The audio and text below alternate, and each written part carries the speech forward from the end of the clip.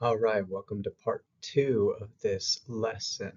So in the previous lesson, we introduced what a rhetorical mode is. It's basically a way of organizing and expressing ourselves um, in a logical fashion. It's a method for explanation. We defined what cause and effect is. It's looking at the outcome of a source and being able to show that causal chain logically and with evidence. And we introduced this idea of what logical fallacies or rhetorical fallacies are, and the two main ones you have to be worried about in cause and effect, which is false cause and slippery slope. So let's look at those a little more closely. So false cause is often called post hoc. It's a fallacy when someone assumes that just because one thing happened before another, the first thing caused the second. I'm sure you've experienced this many, many times and have used it yourself. I know I am guilty of this as well. A good example of this is I woke up with a headache and I was wearing my shoes to bed last night. Clearly, the shoes caused the headache. Now, we all know that there really isn't any evidence whatsoever that shoes can cause a headache, but that's sort of an extreme version of what false cause is. People do it in more subtle ways, so you always have to be on the lookout for this. It goes back to correlation and causation and the differences between the two. If you remember the difference between correlation and causation, you should be good at avoiding false cause. The next one is slippery slope. Now, this one is the easiest one to fall into, and it's usually the idea that if we do one small thing, a huge chain of negative events will occur. Typically, this prediction is not evidence-based. There's no historical evidence, no scientific evidence, no data to back it up, but people will use this argument in a way to sort of freak everyone out so they won't make a change. So it's often used against a type of cause and effect argument, which is where you're trying to predict outcomes based on previous cause and effect situations or examples. So a good example of this is the old saw that if I let students turn in one assignment late, soon they'll stop turning in anything on time, then they'll stop doing any work at all, then they will drop out of school. You know, this sort of little thing that suddenly explodes into a big thing. Now there's, again, more subtle ways of slippery slope. You know, one of the arguments that you might see in some of the sources you identify for this paper as you are developing it is the idea that increasing wage actually results in negative outcomes.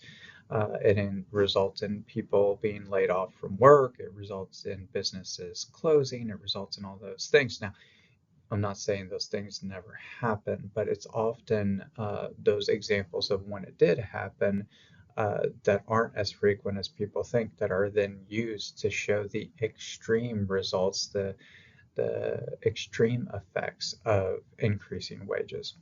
So just things to think about. Remember, everything you argue needs to be data-based, and if you are focused on the data, if you are focused on the evidence and the actual examples, then you should be able to avoid logical fallacies pretty well. So a little bit more on how to avoid logical fallacies, particularly in the cause and effect essays.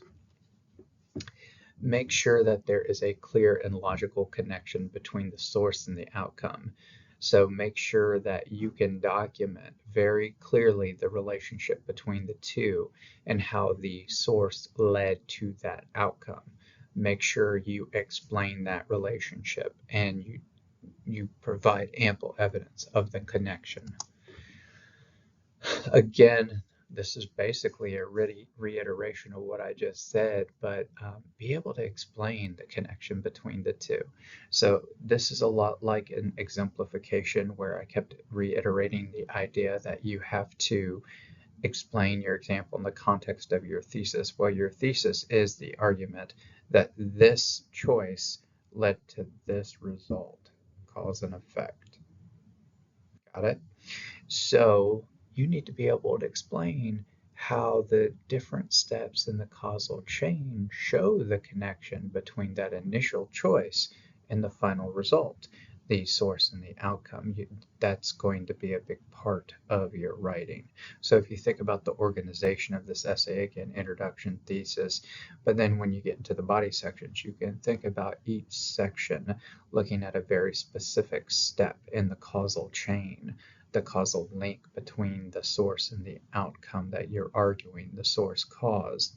And then you would give an example of data that shows the connection between that step and the initial source and the eventual outcome, and you'd explain how that data demonstrates that. Now remember, when I'm using the term data or example, what I'm using it for is a much larger, more all-encompassing worldview on examples. Examples can be data points, obviously, statistics, charts, graphs, that sort of thing. It could be documentation or recording of experiments. It can be other people's stories and experiences. It can be a quote from a literary work. It could be an image.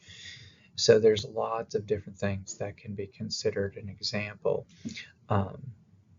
For this one, you're probably going to want to lean heavily into the data points, though, and maybe even look at some graphs and charts that you identify online, and then explain how the graph and chart demonstrates the connection between the source and the outcome.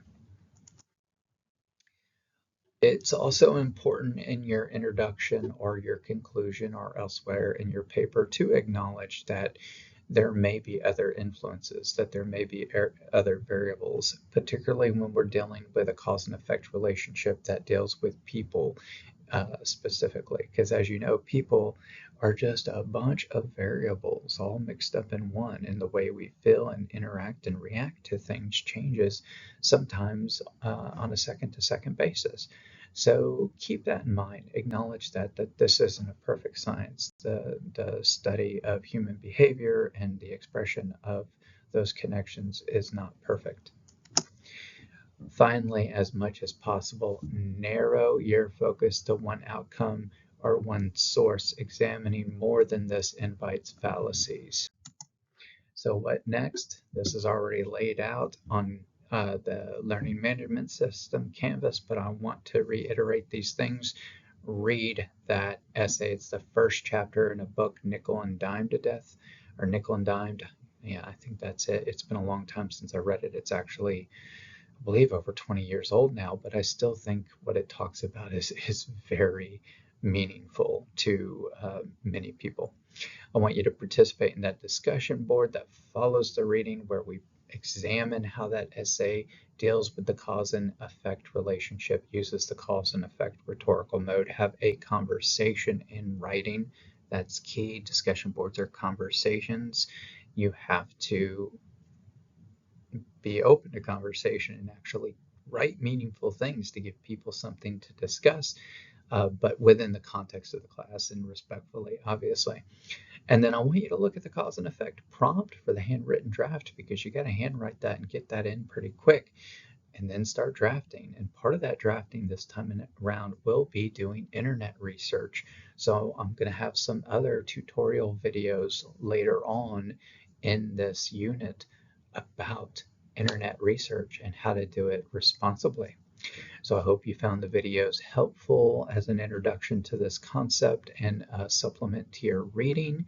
If you have any questions, again, michael.rather@Zuela.edu, or put it on that discussion office hour board we have in the first unit.